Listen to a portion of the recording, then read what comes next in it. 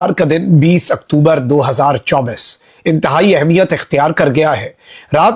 देर रात तक काफी अहम तरीन डेवलपमेंट्स हुई। विफाकी काबीना के इजलास में आईनी तरमीम के मुसव्वदे पर जो हतमी मंजूरी ली जानी थी वो नहीं हो सकी। कौमी असम्बली का इजलास भी आज एक मरतबा फिर मुलतवी हो चुका है। आज 3 डेवलपमेंट्स होनी है। मौलाना फजलुर रहमान और पाकिस्तान पीपल्स पार्टी का 100% इत्तफाक हो गया है आईनी मुसव्वदे पर। मेरे पास उस मुसव्वदे की कॉपी भी है और इस सब के अंदर पाकिस्तान तहरीक इंसाफ का आईनी तरामीम के इस मुसव्वदे पर और आईनी तरामीम पर हतमी जवाब भी आ गया है। वकला तहरीक भी तैयार है, बड़े तसादुम की राह भी हमवार है और इस सब के अंदर मौलाना फजलुर रहमान चूंकि पाकिस्तान तहरीक इंसाफ को अल्टीमेटम ही दे चुके हैं कि मेरा तो इत्तफाक राय पीपल्स पार्टी के साथ हो गया है और मुसव्वदा जो है वो कॉन्ट्रोवर्शियल भी नहीं है। मेरे पास जो उसकी तफसीलात है वो मैं आपके सामने रख देता हूं। पाकिस्तान तहरीक इंसाफ को मौलाना ने कहा कि आज तक आप जवाब दे दें, फिर उसके बाद हम आईनी तरमीम के साथ आगे बढ़ेंगे और मौलाना फजलुर रहमान जो है वो पीपल्स पार्टी के साथ मुसव्वदे पर इत्तफाक कर चुके हैं। अब विफाकी काबीना के इजलास में क्या तय पाया, क्या बातें डिस्कस हुई, रात गए की क्या तफसीलात है, पूरी रात क्या कुछ होता रहा और आज क्या होना है, मैं सारी डिटेल्स आपके सामने रख दूं।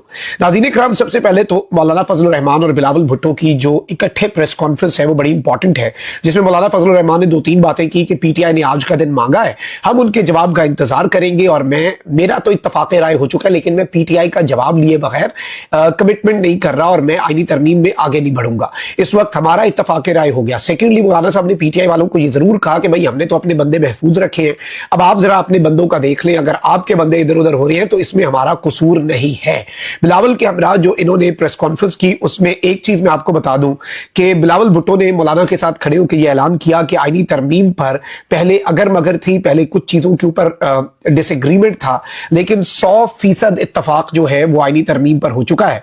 और बिलावल भुट्टो ने 24 घंटों में मौलाना फजलुर रहमान से चौथी मुलाकात की। मौलाना फजलुर रहमान की रिहाइशगाह पर जो आखिरी मुलाकात है वो 3.5 घंटे से ज्यादा वक्त तक जारी रही और इस सब के अंदर मौलाना फजलुर रहमान ने कहा कि हमारा इत्तफाक हो चुका है। बिलावल ने कहा कि हम कोशिश करेंगे कि आईनी तरमीम जेयूआई पेश करे, हम ना पेश करें, जेयूआई पेश करे। अब इस सब के अंदर मेरे पास जो इस आईनी तरमीम का मुसव्वदा है उस पर भी आते हैं, लेकिन रात गए जो विफाकी काबीना का इजलास पार्लियामेंट हाउस के कमेटी रूम नंबर 5 में बुलाया गया, शहबाज शरीफ भी पहुंचे, पूरी की पूरी कैबिनेट पहुंची और इवन अता तारड़ ने लगा दिया कि इट बिगिंस और अब इसका आगाज हो चुका है, लेकिन फिर इस सब को डिले किया गया। सेनेट का इजलास जो है वो भी रात गए 12:15 11:30 तक आधे घंटे की एक ब्रेक दी गई और कहा गया 12:30 बजे दोबारा शुरू करेंगे एतवार के दिन। वो भी हुआ लेकिन वो भी मुलतवी हो गया इजलास और इजलास जो है उसके अंदर आईनी तरमीम जो है वो एजेंडे पर नहीं थी।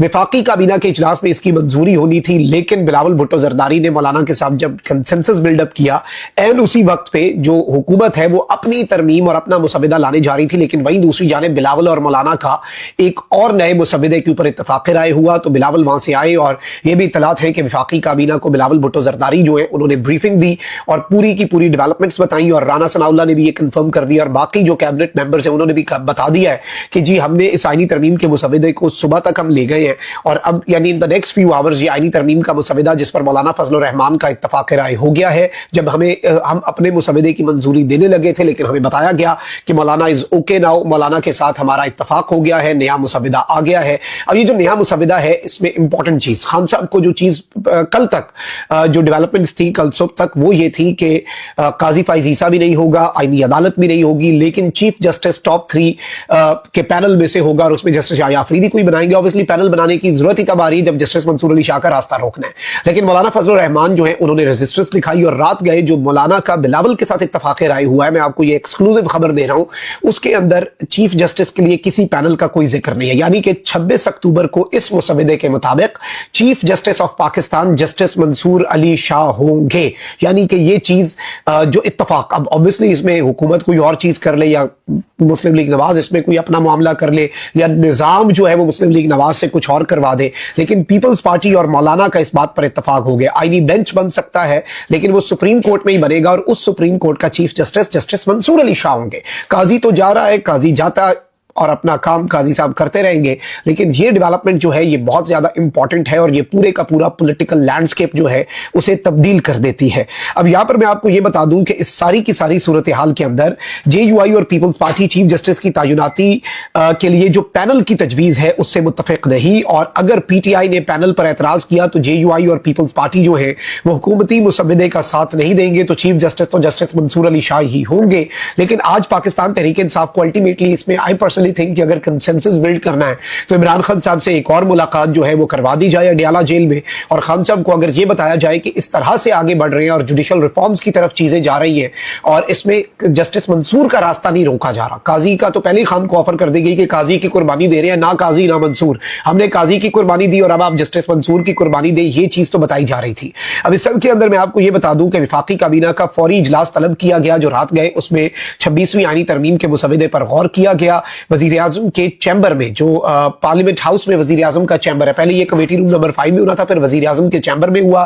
तमाम वफाकी वज़रा पार्लियामेंट में वजीर आजम के चैम्बर में मौजूद थे। शहबाज शरीफ और अटॉर्नी जनरल मंसूर उस्मान, इसहाक डार, आजम नज़ीर तारड़ और मोहसिन नकवी भी पार्लियामेंट हाउस में मौजूद थे। इजलास के बाद आजम नज़ीर तारड़ ने बताया कि काबीना का इजलास आज दोपहर 2:30 बजे दोबारा होगा। बाज़ तब्दीलियों के बाद काबीना से तरमीमी बिल की मंजूरी आज ली जाएगी। पार्लिमानी कमेटी में ड्राफ्ट को हतमी शक्ल दी गई। मौलाना फजलुर रहमान को भी ड्राफ्ट का हिस्सा बनाया गया। कमेटी ने जो ड्राफ्ट मंजूर किया था वो काबीना के सामने रखा, काबीना को पूरी तरह से ब्रीफ किया। पिछले 4 हफ्तों से तवातर से यह काम जारी है। दूसरी तरफ सेनेट का इजलास आज दोपहर 3 बजे तक मुलतवी कर दिया गया है, जबकि कौमी असम्बली का इजलास भी आज 6:30 बजे जो है शाम 6 बजे पे कौमी असम्बली का इजलास जो है वो फिक्स कर दिया गया है। ये अभी तक की डेवलपमेंट्स हैं, लेकिन इस सब के अंदर पाकिस्तान तहरीक इंसाफ के हवाले से भी चीजें हैं। लेकिन इसमें अगर वारदात डाली गई तो वकला की तहरीक भी तैयार है। मैं आपको बता रहा हूं, पाकिस्तान तहरीक इंसाफ की सियासी कमेटी का एक खुसूसी इजलास हुआ है, उसका एलामिया जारी हुआ है और इस सब के अंदर बताया गया है कि निहायत गैर शफाफ और मुतनाज़ा तरीन अंदाज में दस्तूर में तरमीम के अमल का हिस्सा न बनने का फैसला, पार्लियामान के दोनों ऐवानों में आईनी तरमीम पर राय शुमारी और वोटिंग के अमल के मुकम्मल बाइकॉट का ऐलान, पार्टी पॉलिसी की खिलाफ वर्जी करते हुए राय शुमारी में हिस्सा लेने वाले तहरीक इंसाफ के अरकान कौमी असम्बली और सेनेट के खिलाफ भी भरपूर एहतजाज का फैसला, इंतखाब पर खुला डाका डालने और अवाम का मैंडेट हथिया कर ऐवानों पर काबिज होने वाले गिरोह के पास आइन को बदलने का कोई इखलाकी, जमहूरी और आईनी जवाज नहीं। यह कहना है पाकिस्तान तहरीक इंसाफ की सियासी कमेटी का। मैंडेट चोर सरकार और इसके सरपरस्त आइन में तरामीम के जरिए मुल्क में जंगल के कानून को नाफिज करना और जमहूरियत को जिंदा दरगोर करना चाहते हैं। तहरीक इंसाफ रोज़े अव्वल से इन मुतनाज़ा तरीन तरामीम की मुखालिफ और इन्हें मुल्क के मुस्तकबिल के लिए तबाहकुन समझते हुए इनकी मज़ाहमत में मसरूफ़ अमल है। तहरीक इंसाफ दस्तूर का चेहरा मसक करने के इस बेहुदा अमल और इस पर दोनों ऐवानों में राय शुमारी से मुकम्मल तौर पर अलग रहेगी। इमरान खान और तहरीक इंसाफ के टिकट्स पर सेनेट और कौमी असम्बली का हिस्सा बनने वाले अरकान पार्टी पॉलिसी और इमरान खान की हिदायत पर अमल करने के पाबंद हैं। तहरीक इंसाफ के कारकुन पार्टी पॉलिसी से रूगर्दानी करते हुए सेनेट या कौमी असम्बली में किसी भी अंदाज में राय शुमारी में हिस्सा लेने वाले अरकान की रिहाइश गाहों के बाहर पुरअमन धरने देंगे। बदतरीन जुल्म, फस्तायत और तरगीब और लालच का मुकाबला करके इमरान खान के साथ वफा निभाने और आईनी तरमीम पर पार्टी पॉलिसी के पाबंद रहने वाले अरकान पार्लिमान अवाम के दिल जीतेंगे। ये स्टेटमेंट जारी की पाकिस्तान तहरीक इंसाफ की सियासी कमेटी ने।